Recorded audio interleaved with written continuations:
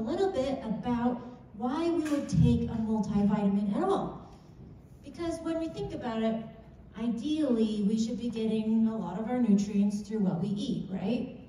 And we do get a lot, but our diets are not perfect. I don't know about you, I have a really hard time following that recommended intake of fruits and vegetables, and we'll talk about that more in a minute.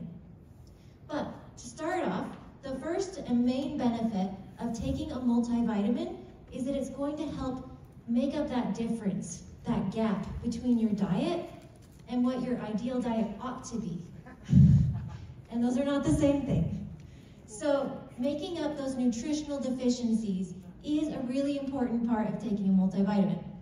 Now, why does that matter? It comes down to something that I call the triage theory of aging. So our bodies need vitamins and minerals, right? These are essential nutrients that we need to survive. If you don't have vitamin C, if you get no vitamin C, you develop scurvy. Not great.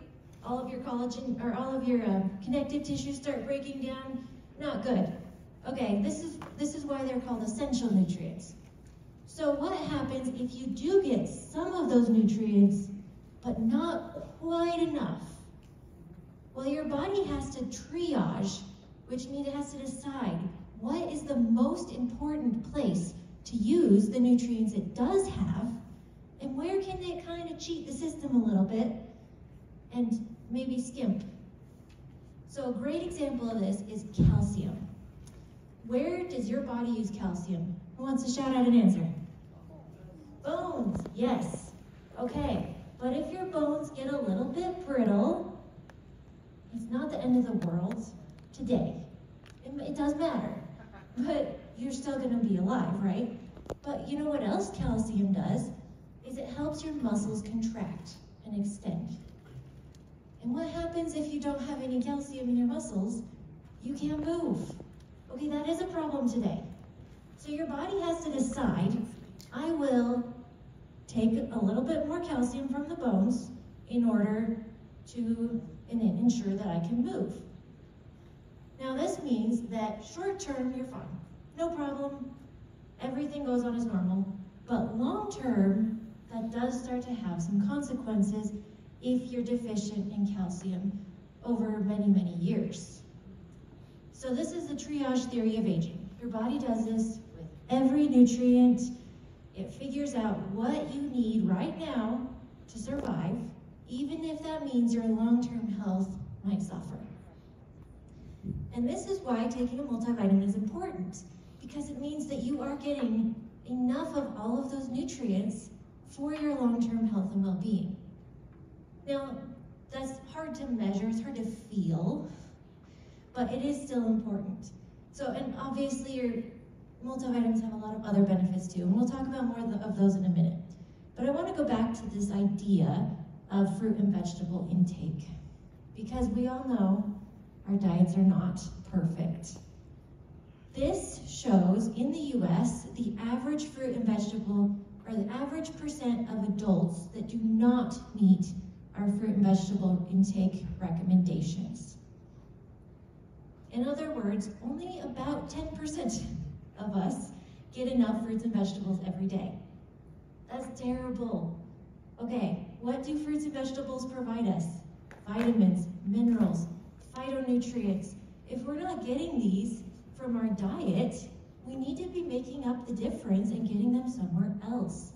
And this is where LifePak Nano comes in. Another way of looking at it is looking at vitamin and mineral intake. We measure this too. The percent of adults that are not meeting the bare minimum recommendations for vitamins and minerals are very high. I mean, the graph speaks for itself. Like vitamin E, vitamin D, vitamin A, calcium, magnesium, these are all nutrients we don't get enough of through our diet. And that's in a lot of reasons why is because we're not getting the right nutrients, because we're not eating the right foods. We're eating stuff out of the freezer section that's already pre-prepared because we're tired and we don't want to cook, and it's easier to go through the drive-through, but we still need those nutrients. They're important.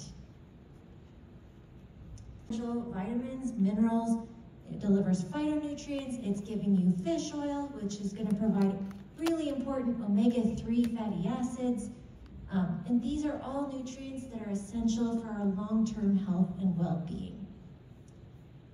Now, I want to talk a little bit more about that word optimal, because this might be, it's not necessarily the most obvious concept, but when you look at a food label, it says percent RDA of nutrients that are in this food. So I want to tell you what that means. So the EAR is like the bare minimum. That's like the amount that we need to just not die, right? That might be a little oversimplified, but that's the gist of it. The RDA is what the government sets as kind of what it thinks the minimum amount is for general health and well-being. And that's what you'll see on food labels. Well, sometimes there's nutrients that you actually can get more of, and it has additional health benefits beyond the bare minimum. And this is what I mean when I say optimal levels of nutrients. So a great example is vitamin C. The RDA for vitamin C is like 90 milligrams or something. It's pretty low, and that's a good amount to get. But if you get like 500 milligrams, you get a lot more health benefits with immunity and with, helping support connective tissues in your body and things like that. So that would be what we deem like more of an optimal level of nutrition. And then of course, it is possible to get too much. I don't want to say more is better because it's not. It is only up to a point. So every nutrient has what is called an upper limit, and we want to make sure that we're not going too far and exceeding that upper limit and then causing negative consequences. So these are all things that we take into account when we formulate LifePak Nano.